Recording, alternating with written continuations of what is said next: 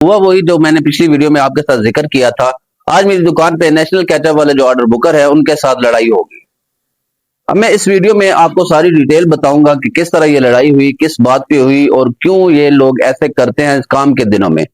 होता यही है कि जब सीजन आता है या जब दिन आते हैं काम करने के, रश बढ़ता है कंपनीज के पास भी, दुकानदारों के पास भी, तो कंपनीज जो होती हैं उनका फोकस मेन मार्ट्स, मेन दुकानें हो जाती हैं, छोटी दुकानें, मोहल्लों की दुकानें, उनसे उनका फोकस हट जाता है क्योंकि वो उधर अपने टारगेट्स वगैरह सब कुछ पूरा करना होता है उन्होंने। आज से 4 से 5 दिन पहले मैंने नेशनल कैचअप का ऑर्डर लिखवाया उस ऑर्डर बुकर को। मेरे बड़े ही प्यारे भाई, बड़े ही उनसे ज्यादा अच्छे ताल्लुक थे। उनको मैंने ऑर्डर लिखवाया और ये बात मैंने उनसे की कि यार आपका पिछली दफा भी स्टॉक जो है मुझे लेट मिलता है, या तो वो उस वक्त आते हैं जब मैं दिन में दुकान बंद करता हूँ, या वो आते हैं लेट जब मेरे पास कैश नहीं होता। तो ये मेहरबानी करनी है कि आपको उनको आपने टाइम पे भेजना है ताकि मैं उनसे अपना जो स्टॉक है वो खरीद सकूं और आगे मुझे परेशानी ना हो। उन्होंने कहा जी बिल्कुल आप बेफिक्र रहें, वो लोग टाइम पर आएंगे और आपको सारा स्टॉक मिल जाएगा।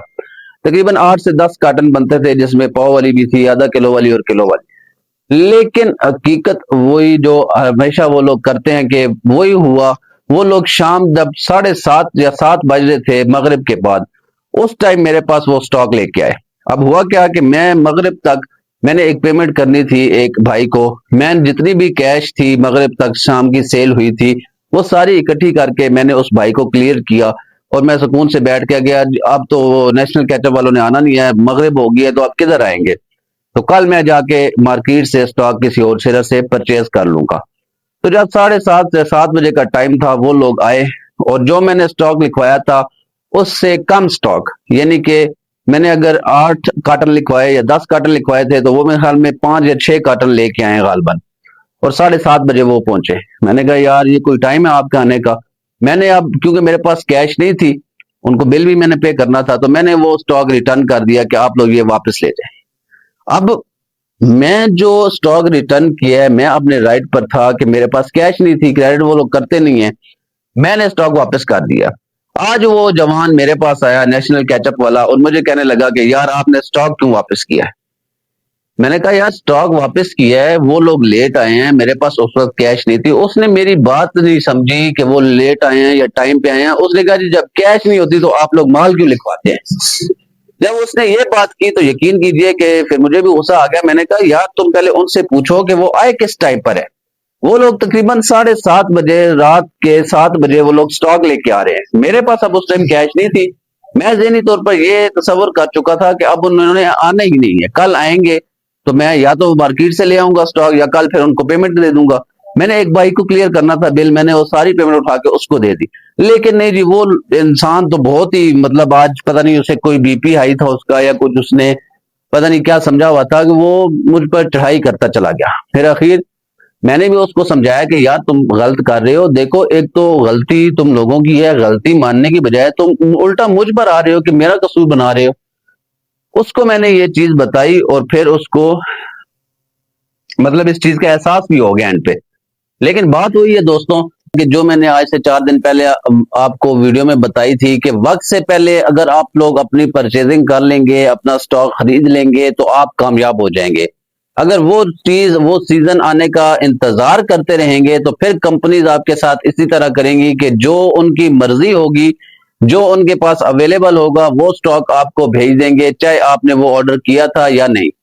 अब मिसाल के तौर पे अगर मैंने उसको आधा किलो वाली लिखाई थी तो वो उसने पाव वाले 3 कार्टन डाल दिए होंगे और वो मुझे इतने चाहिए नहीं, लेकिन उसके पास थे ही वो।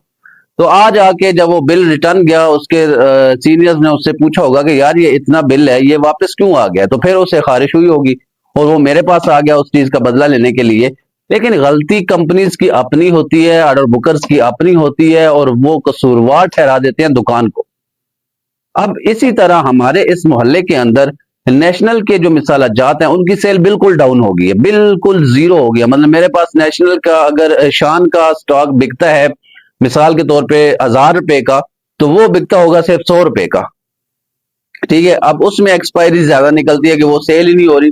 और शान के मिसाल जात लोग टिकटों पे उठाते हैं। अब उसके पीछे भी जो रीजन है वो इन्हीं कंपनीज की गलत पॉलिसियां हैं। जब दुकानदार मुतनफर होता है तो फिर जाहिर सी बात है वो उस प्रोडक्ट पे मेहनत करना छोड़ देता है। दुकानदार भी उस प्रोडक्ट को प्रेफर करता है जिसमें उसको अपना फायदा भी हो, सर्विस भी उसकी अच्छी हो, कंपनी भी अच्छी हो और दुकानदार के लिए वो सहूलत भी हो उसमें। तो ये कंपनीज और ऑर्डर बुकर्स की अपनी गलतियां होती हैं जिसकी वजह से उस कंपनी की सेल बिल्कुल बैठ जाती है।